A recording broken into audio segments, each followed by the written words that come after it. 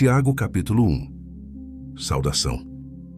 Eu, Tiago, servo de Deus e do Senhor Jesus Cristo, envio saudações a todo o povo de Deus espalhado pelo mundo inteiro. Fé e sabedoria. Meus irmãos, sintam-se felizes quando passarem por todo tipo de aflições, pois vocês sabem que, quando a sua fé vence essas provações, ela produz perseverança. Que essa perseverança seja perfeita, a fim de que vocês sejam maduros e corretos, não falhando em nada. Mas se alguém tem falta de sabedoria, peça a Deus, e Ele a dará porque é generoso e dá com bondade a todos. Porém peçam com fé, e não duvidem de modo nenhum, pois quem duvida é como as ondas do mar, que o vento leva de um lado para o outro. Quem é assim, não pense que vai receber alguma coisa do Senhor, pois não tem firmeza, e nunca sabe o que deve fazer. Pobreza e riqueza. O irmão que é pobre deve ficar contente quando Deus faz com que melhore de vida, e quem é rico deve sentir o mesmo quando Deus faz com que piore de vida. Pois quem é rico desaparecerá como a flor da erva do campo. Quando o sol brilha forte e o seu calor queima a planta, aí a flor cai e a sua beleza é destruída. Do mesmo modo, quem é rico será destruído no meio dos seus negócios. Provas e tentações. Feliz é aquele que nas aflições continua fiel, porque depois de sair aprovado dessas aflições, receberá como prêmio a vida que Deus promete aos que o amam. Quando alguém for tentado, não diga: esta tentação vem de Deus, pois Deus não pode ser tentado pelo mal, e Ele mesmo não tenta ninguém. Mas as pessoas são tentadas quando são atraídas e enganadas pelos seus próprios maus desejos. Então esses desejos fazem com que o pecado nasça, e o pecado, quando já está maduro, produz a morte. Não se enganem, meus queridos irmãos. Tudo de bom que recebemos e tudo o que é perfeito vem do céu. Vem de Deus, o Criador das luzes do céu. Ele não muda nem varia de posição, o que causaria a escuridão. Pela sua própria vontade, Ele fez com que nós nascêssemos, por meio da palavra da verdade, a fim de ocuparmos o primeiro lugar entre todas as suas criaturas. Ouvir e fazer. Lembrem disto, meus queridos irmãos. Cada um esteja pronto para ouvir, mas demore para falar e ficar com raiva, porque a raiva humana não produz o que Deus aprova. Portanto, deixem todo o costume imoral e toda a má conduta. Aceitem com humildade a mensagem que Deus planta no coração de vocês, a qual pode salvá-los. Não se enganem. Não sejam apenas ouvintes dessa mensagem, mas a ponham em prática. Porque aquele que ouve a mensagem e não a põe em prática é como uma pessoa que olha no espelho e vê como é. Dá uma boa olhada, depois vai embora e logo esquece a sua aparência. O Evangelho é a lei perfeita que dá liberdade às pessoas. Se alguém examina bem essa lei e não a esquece, mas a põe em prática, Deus vai abençoar tudo o que essa pessoa fizer. Alguém está pensando que é religioso. Se não souber controlar a língua, a sua religião não vale nada. E ele está enganando a si mesmo. Para Deus, o Pai, a religião pura e verdadeira é esta: ajudar os órfãos e as viúvas nas suas aflições e não se manchar com as coisas más deste mundo. Tiago, capítulo 2. Tratamento igual para todos. Meus irmãos, vocês que creem no nosso glorioso Senhor Jesus Cristo, nunca tratem as pessoas de modo diferente por causa da aparência delas. Por exemplo, entra na reunião de vocês um homem com anéis de ouro e bem vestido, e entra também outro pobre, e vestindo roupas velhas. Digamos que vocês tratam melhor o que está bem vestido e dizem: este é o melhor lugar. Sente-se aqui, mas dizem ao pobre: fique de pé, ou sente-se aí no chão, perto dos meus pés. Nesse caso, vocês estão fazendo diferença entre vocês mesmos e estão se baseando em maus motivos para julgar o valor dos outros. Escutem, meus queridos irmãos. Deus escolheu os pobres deste mundo para serem ricos na fé e para possuírem o reino que Ele prometeu aos que o amam. No entanto, vocês desprezam os pobres. Por acaso, não são os ricos que exploram vocês e os arrastam para serem julgados nos tribunais? São eles que falam mal do bom nome que Deus deu a vocês. Se vocês obedecerem à lei do reino, estarão fazendo o que devem. Pois nas Escrituras Sagradas está escrito: ame os outros como você ama a você mesmo. Mas, se vocês tratam as pessoas pela aparência, estão pecando, e a lei os condena como culpados. Porque quem quebra um só mandamento da lei é culpado de quebrar todos. Pois o mesmo que disse, não cometa adultério, também disse, não mate. Mesmo que você não cometa adultério, será culpado de quebrar a lei se matar. Falem e vivam como pessoas que serão julgadas pela lei, que nos dá a liberdade. Quando Deus julgar, não terá misericórdia das pessoas que não tiveram misericórdia dos outros, mas as pessoas que tiveram misericórdia dos outros não serão condenadas no dia do juízo final. Fé e ação. Meus irmãos, que adianta alguém dizer que tem fé, se ela não vier acompanhada de ações? Será que essa fé pode salvá-lo?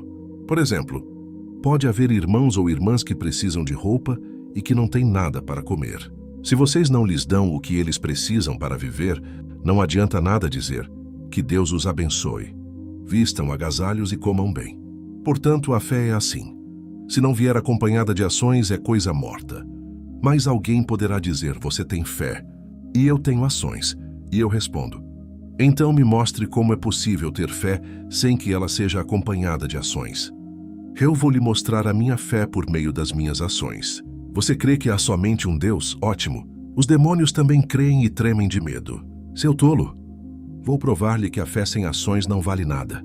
Como é que o nosso antepassado Abraão foi aceito por Deus? Foi pelo que fez quando ofereceu o seu filho Isaque sobre o altar. Veja como a sua fé e as suas ações agiram juntas.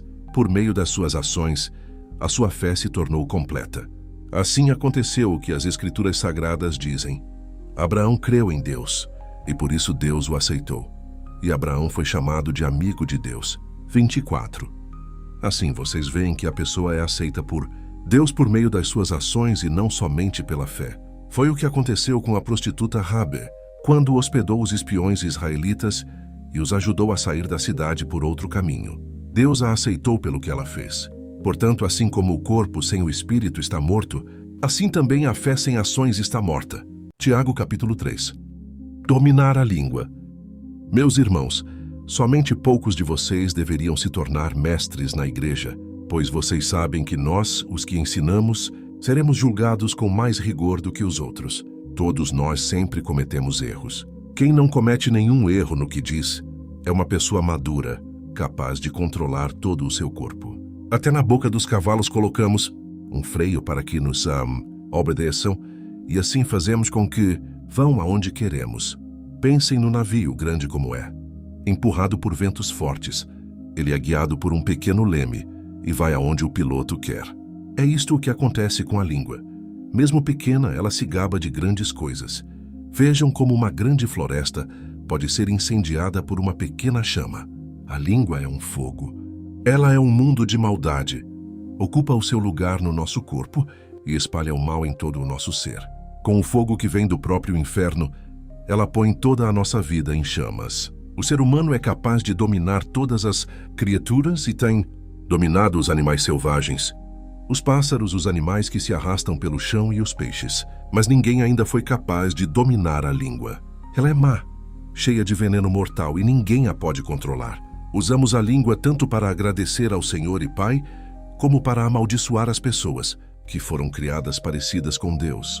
Da mesma boca, saem palavras tanto de agradecimento como de maldição. Meus irmãos, isso não deve ser assim. Por acaso pode a mesma fonte jorrar água doce e água amarga? Meus irmãos, por acaso pode uma figueira dar azeitonas ou um pé de uva dar figos? Assim também, uma fonte de água salgada não pode dar água doce. A verdadeira sabedoria. Existe entre vocês alguém que seja sábio e inteligente? Pois então que prove isso pelo seu bom comportamento e pelas suas ações, praticadas com humildade e sabedoria. Mas se no coração de vocês existe inveja, amargura e egoísmo, então não mintam contra a verdade, gabando-se de serem sábios. Essa espécie de sabedoria não vem do céu. Ela é deste mundo, é da nossa natureza humana e é diabólica. Pois onde há inveja e egoísmo, há também confusão e todo tipo de coisas más. A sabedoria que vem do céu é antes de tudo pura, e é também pacífica, bondosa e amigável. Ela é cheia de misericórdia. Produz uma colheita de boas ações, não trata os outros pela sua aparência, e é livre de fingimento. Pois a bondade é a colheita produzida pelas sementes, que foram plantadas pelos que trabalham em favor da paz. Tiago. Capítulo 4. Amizade com o mundo. De onde vêm as lutas e as brigas entre vocês? Elas vêm dos maus desejos, que estão sempre lutando dentro de vocês. Vocês querem muitas coisas, mas como não podem tê-las, estão prontos até para matar a fim de consegui-las. Vocês as desejam ardentemente, mas como não conseguem possuí-las, brigam e lutam. Não conseguem o que querem porque não pedem a Deus, e quando pedem, não recebem porque os seus motivos são maus. Vocês pedem coisas a fim de usá-las para os seus próprios prazeres. Gente infiel, será que vocês não sabem que ser amigo do mundo é ser inimigo de Deus? Quem quiser ser amigo do mundo se torna inimigo de Deus. Não pensem que não quer dizer nada esta passagem das Escrituras Sagradas. O Espírito que Deus pôs em nós está cheio de desejos violentos. Porém, a bondade que Deus mostra é ainda mais forte, pois as Escrituras Sagradas dizem: Deus é contra os orgulhosos, mas é bondoso com os humildes. Portanto, obedeçam a Deus e enfrentem o diabo, que ele fugirá de vocês. Cheguem perto de Deus e ele chegará perto de vocês. Lavem as mãos, pecadores. Limpem o coração, hipócritas. Fiquem tristes, gritem e chorem. Mudem as suas risadas em choro e a sua alegria em tristeza. Humilhem-se diante do Senhor, e ele os colocará numa posição de honra. O hábito de julgar os outros. Meus irmãos, não falem mal uns dos outros. Quem fala mal do seu irmão em Cristo ou julga, está falando mal da lei e julgando-a. Pois se você julga a lei, então já não é uma pessoa que obedece à lei, mas é alguém que a julga. Deus é o único que faz as leis e o único juiz. Só ele pode salvar ou destruir. Quem você pensa que é para julgar os outros? O futuro a Deus pertence. Agora escutem vocês que dizem: hoje ou amanhã iremos a tal cidade e ali ficaremos. 1 ano fazendo negócios e ganhando muito dinheiro. Vocês não sabem como será a sua vida amanhã, pois vocês são como uma neblina passageira, que aparece por algum tempo e logo depois desaparece. O que vocês deveriam dizer é isto: se Deus quiser, estaremos vivos e faremos isto ou aquilo. Porém vocês são orgulhosos e vivem se gabando. Todo esse orgulho é mau. Portanto, comete pecado a pessoa que sabe fazer o bem e não faz. Tiago capítulo 5. Aviso aos ricos. Agora, ricos, escutem. Chorem e gritem pelas desgraças que vocês vão sofrer. As suas riquezas estão podres, e as suas roupas finas estão comidas pelas traças.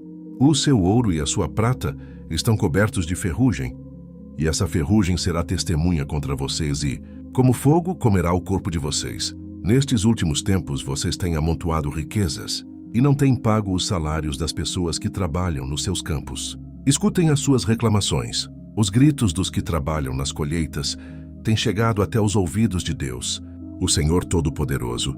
Vocês têm tido uma vida de luxo e prazeres aqui na terra e estão gordos, como gado pronto para o matadouro. Vocês têm condenado e matado os inocentes, e eles não podem fazer nada contra vocês. Vários conselhos. Por isso, irmãos, tenham paciência até que o Senhor venha. Vejam como o lavrador espera com paciência que a sua terra dê colheitas preciosas. Ele espera pacientemente pelas chuvas do outono e da primavera. Vocês também precisam ter paciência. Não desanimem, pois o Senhor virá logo. Irmãos, não se queixem uns dos outros para não serem julgados por Deus. O juiz está perto, pronto para vir. Lembrem dos profetas que falaram em nome do Senhor e os tomem como exemplo de paciência nos momentos de sofrimento. E nós achamos que eles foram felizes por terem suportado o sofrimento com paciência. Vocês têm ouvido a respeito da paciência de Jó e sabem como no final Deus o abençoou, porque o Senhor é cheio de bondade e de misericórdia. Acima de tudo, meus irmãos, quando vocês prometerem alguma coisa, não jurem pelo céu, nem pela terra, nem por nada mais. Digam somente sim, quando for sim, e não, quando for não, para que Deus não os condene. Se algum de vocês está sofrendo, ore. Se alguém está contente, cante hinos de agradecimento. Se algum de vocês estiver doente, que chame os presbíteros da igreja para que façam oração e ponham azeite na cabeça dessa pessoa em nome do Senhor. Essa oração, feita com fé, salvará a pessoa doente. O Senhor lhe dará saúde e perdoará os pecados que tiver cometido. Portanto, confessem os seus pecados uns aos outros e façam oração uns pelos outros, para que vocês sejam curados. A oração de uma pessoa obediente a Deus tem muito poder. O profeta Elias era um ser humano como nós. Ele orou com fervor para que não chovesse, e durante 3 anos e meio não choveu sobre a terra. Depois orou outra vez e então choveu, e a terra deu a sua colheita. Meus irmãos, se algum de vocês se desviar da verdade e outro o fizer voltar para o bom caminho, lembrem disto: quem fizer um pecador voltar do seu mau caminho, salvará da morte esse pecador e fará com que muitos pecados sejam perdoados.